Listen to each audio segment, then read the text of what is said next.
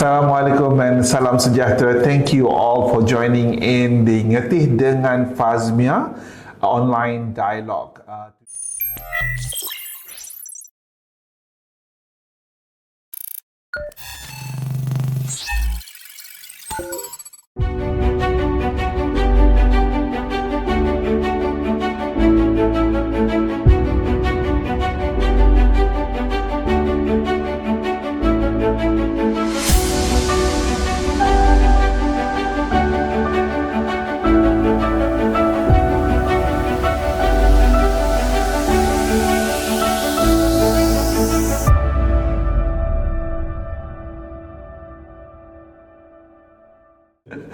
Today we will have a guest, Tengku Ezharuddin, Head of Digital Operations for Drilling, FAAZMIAR Technology.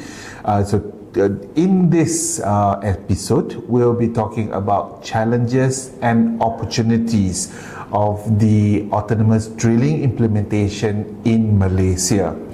Autonomous drilling is a topic that is really hot being talked about today, where we will have the elements of usage of advanced technology and system, as well as having a minimum human intervention in the process of doing drilling operations.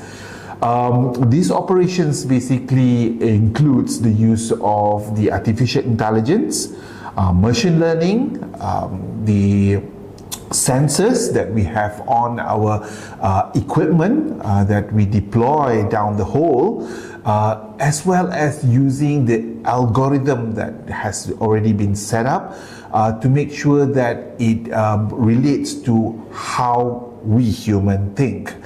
As well as we have a preset parameters to go along in this autonomous drilling. So, welcome to our session. So today we are going to talk about the challenges as well as opportunities of autonomous drilling implementation over in Malaysia. First and foremost, can you talk a little bit about the autonomous drilling in general that is being implemented over in Malaysia? Malaysia. Assalamualaikum and Waalaikumsalam. salam sejahtera. Thank you, Encik Razak. Autonomous drilling in Malaysia. We as a company have promoted this first, if I'm not mistaken, in 2019. We have start talking to our customer, and it materialized with a proof of concept in April 2021. In general, it's a new way of work that need to be talk about, knowledge sharing from our technology partner and transfer it to the potential client that we have. And then obviously we also have to bring the value creation, or what kind of intervention or mitigation that autonomous system can provide in drilling operation. So it's a new approach, but compared to where it started, I would say the learning curve that we introduce over here, it's a very rapid learning curve, and alhamdulillah so far it is a success. You mentioned about having the autonomous drilling started during COVID time, 2019, 2020, 2021. During that time, the logistic of equipment would be issues, not just equipment but people as well. Do you think that that was the right time to introduce autonomous drilling? Probably because everything goes towards digital. Yeah. During COVID, and I don't know, maybe our client also have time to step back and see what can be done to improve the safety, I would say. Okay, the next question that I have is, when you talk about having resources mobilized into the site, yeah, with this autonomous drilling, do you think you have reduced the number of resources that you have to mobilize to the location? Yes. Basically, once we are at location, on our first implementation, we send over to the rig one subject matter expert from our technology partners, and then that time we sent two local talent as a knowledge transfer on how to deal it on the rig side. That time, the subject matter expert was given only 5 days. So basically, he went there, do some training, and then on the fourth day, the operation started, and then we do a site acceptance test for the system with drilling BHA already in the well. Once that completed, the manpower from our technology partner is sent back to KLCC. So we are left with two local talent. We stayed there for 1 month, supporting the drillers. But take that as that's the first campaign that we deploy. Only 5 days of time for the subject matter expert. In terms of manpower, once that kind of on-job training period is done, we don't have any personnel. And on-the-job training is given to the rig services, or is it to the driller? Yeah, the driller. Okay. Because the driller will be the main focal to handle the system. Is there any part for the drilling supervisor to actually be involved as well? The drilling supervisor also attend the same training course, because obviously he needs to know what are the system, how it's activated, what element involved in those mitigation, intervention automatically done by the system. So it's during the training course, it will be assistant driller, because sometimes the assistant driller sits on the driller's chair, the two pusher. Two pusher will always be there, so he also have to know. On supervisor level, it will be the OIM and the drilling supervisor. Tengku, I always believe that well digitalization, yeah, which includes the autonomous drilling, it is not replacing the resources functions, but actually elevates the resources capability to actually handle their day-to-day work. What do you think of that?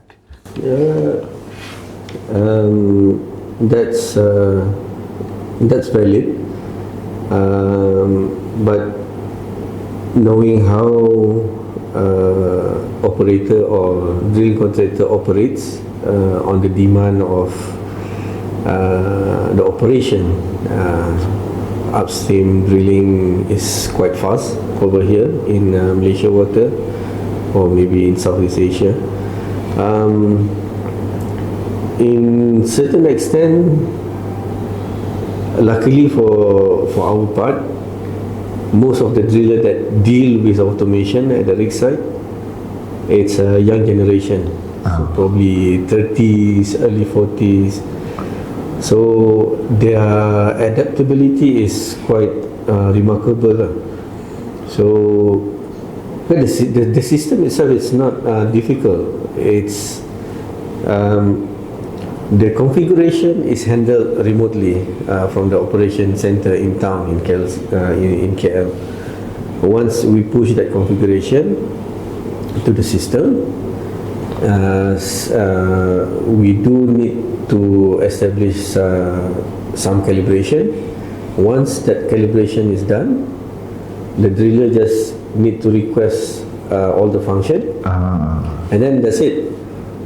The next step is when the driller wants to go into drilling sequence. For example, they will go into a manual, automation manual. They just click start, and then the system will take over. It is interesting that you mentioned about the intervention, the human intervention, the driller's intervention into the system. There are different levels of human intervention into the system. Can you talk a little bit about that?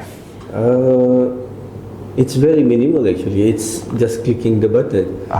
Yeah, but once the driller, the operation is in automation mode, the driller have the time to look into more details on the screen, probably on some of the limits or whatsoever, the visual limits, because the mechanical limit or the system limit, the dynamic limit is already set into the system by the software.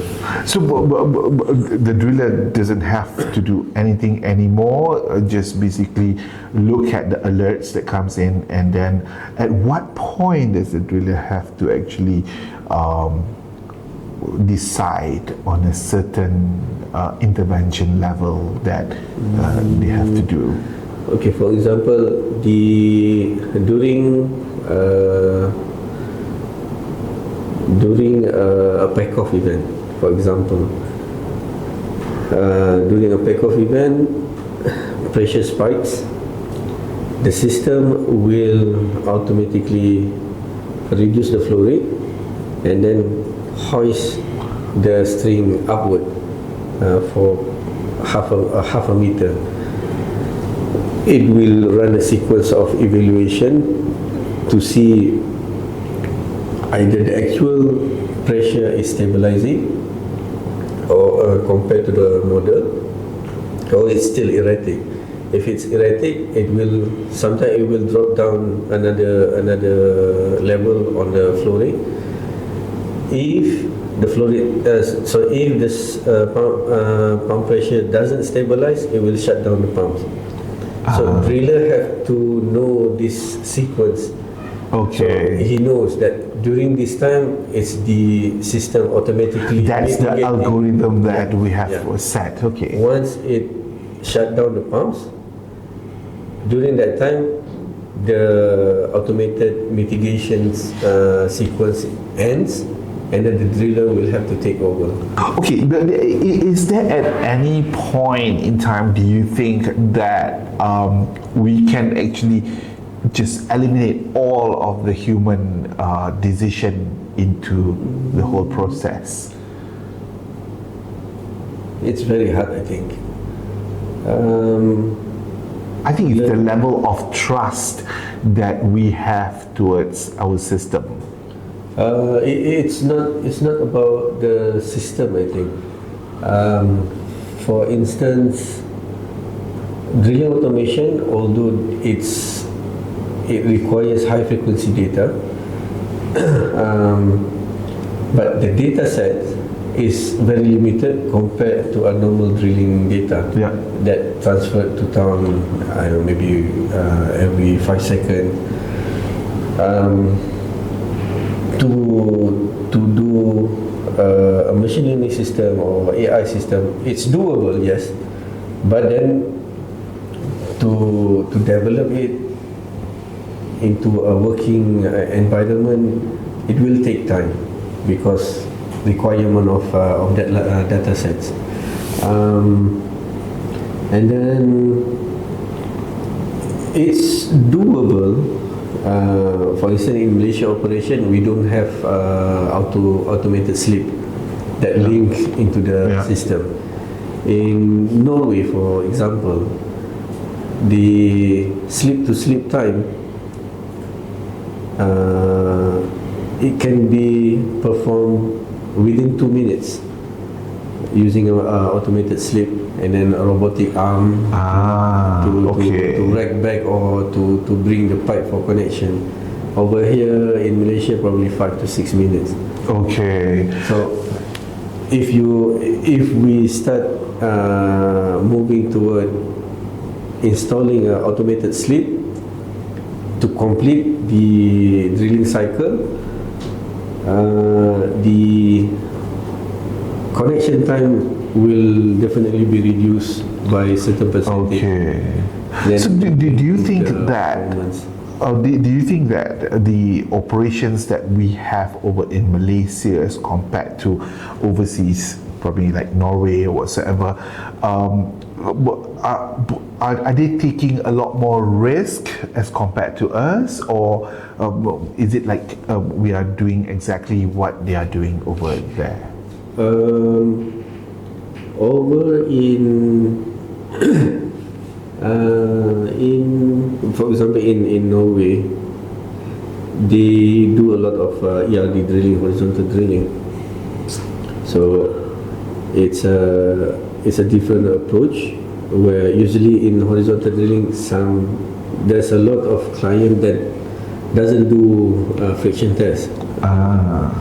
Every stand, probably they do, I don't know, maybe 3 stands, 5 stands, just to check everything is good. But over here in Malaysia, the horizontal section probably not as long as other region. So different approaches. Over here in Malaysia, we do a lot of friction tests, we do a lot of reaming. So, and then in Norwegian, the pressure margin is very narrow. The tolerance, they set a narrow margin for pack-off. That's because the needs of the location over there. If it exceeds 150, if I'm not mistaken, psi, the formation will collapse. Over here, it's in our first operation, we started at 300 psi for the pressure margin. We increased it. The project team increased it to 400. And then in our recent operation in the production zone, the project team requested a narrower margin between 150 to 200 psi.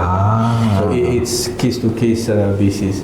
So it is a learning curve for us, and I think we are doing really well in terms of trying to, optimize our drilling operations, while of course the safety is the utmost importance in our operations. Okay, looking back at all the operations that we have done before, do you foresee that we will need to make change or improve our process that we have right now? The workflow so far, it's okay. I mean, not much. What areas of improvement do you think that we need to do? Obviously, I think it's the network stability, the internet network stability. Network stability, it's interesting that you raised that point. So network stability, do you think that Malaysian network stability is questionable?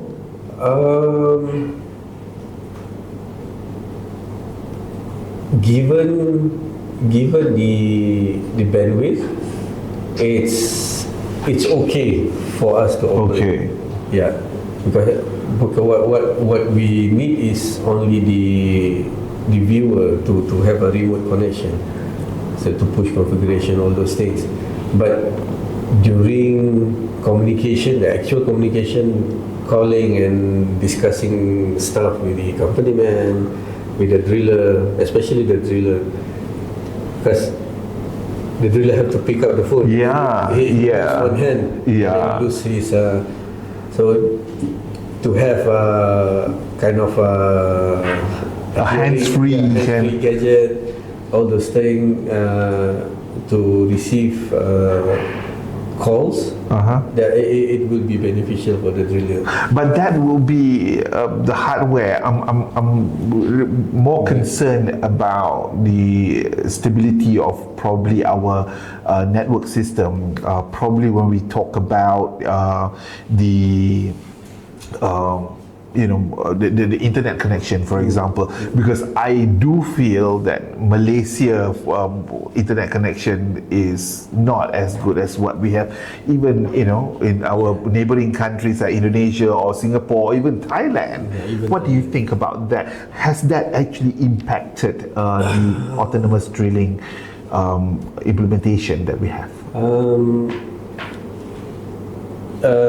For the system that we deploy, it doesn't really impact much because it's an internal loop. Yes. The internet connection that we need is to make sure our system is running according to what we configure. So there is a what do you call a hard stop, I would say. If let's say we lose connectivity to our server from outside, then we shut down the operation. Yeah, we will need to find a way to communicate to the driller. You need to release our protection, our system. The autonomous part of it. Yeah. Okay. And for the rest of other viewers, when we talk about autonomous over here, how do you think, in comparison between autonomous drilling as well as autonomous car, how is that comparable? Because some of our viewers are actually not very much into drilling. They have in their mind about autonomous car driving, which is not very trustable. Okay. Autonomous drilling, like for instance, lane assist. Yeah. In drilling, you have your pore pressure, you have fracture gradient. Yeah. That's your limit. You cannot exceed that. So it's equal to lane assist. Okay, looking back at you were mentioning about adaptive driving. Yeah.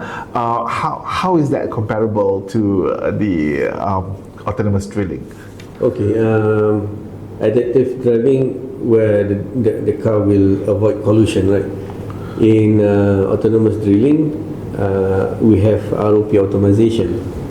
Okay. So the traction hydraulic that we use in our system have taken into account the cutting beds, the drilling, how the ROP generated a certain amount of cuttings, and then through that hydraulics to the physics model, it will also look, can we drill faster without compromising the whole cleaning, or you have to slow down because you are loading your hole. So in car, you want to slow down. In drilling operation, if possible, you want to be fast, but not compromising the cleaning.